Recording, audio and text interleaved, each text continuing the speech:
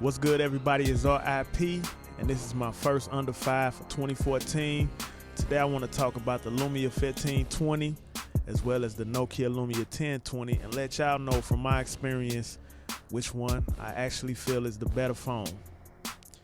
Both of them are great phones, so let's get to it. The 1520 has a 6-inch screen, 920 by 1080 display, Snapdragon 800 quad-core processor, 2 gigs of RAM, and I had a 16 gigabyte variant, 3400 milliamp battery.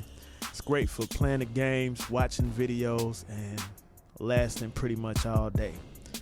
You're gonna love it, especially for the battery life. And we can't forget about the 20 megapixel camera on the back with the dual LED. It takes some real good pictures, man. Like, look at the Orlex. You can see it a little bit, you know, it's once it zoomed out.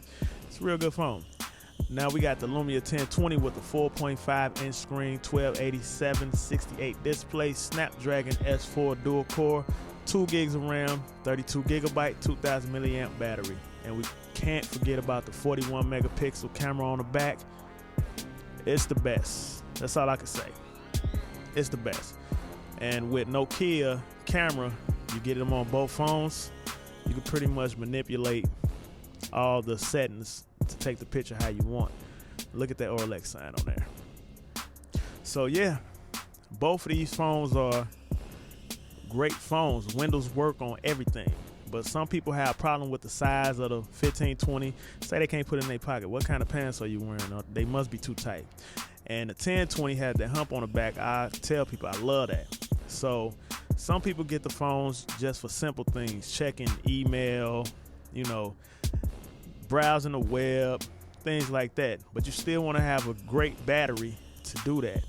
You don't want a phone where when you're doing stuff, you really have to worry all day about that battery and plug up the phone constantly.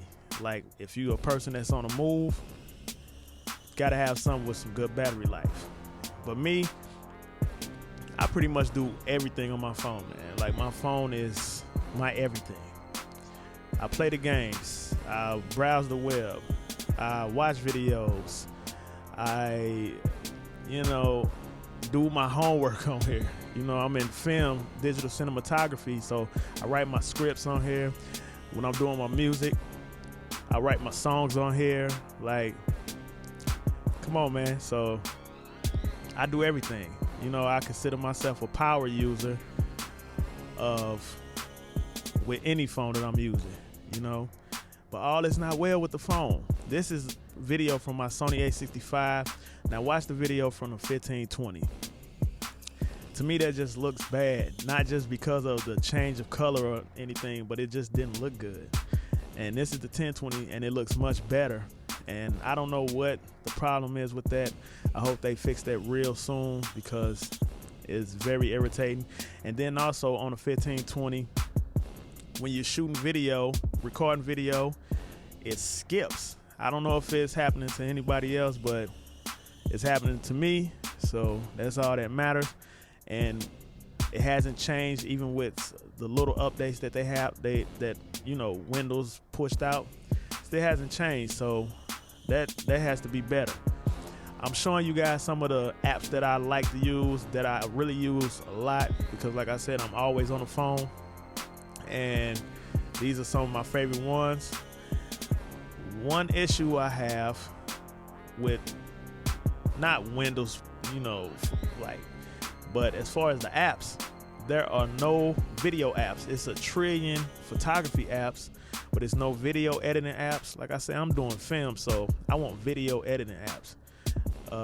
I'm actually gonna put it in my hands to create a video editing app for the phone and a script writing app. So you guys look out for that.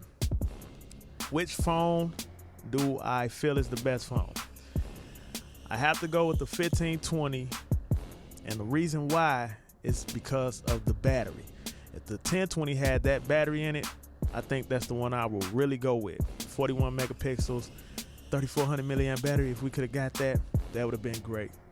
But let me know below which one y'all think is the best. It's R.I.P. and I'm out under 5.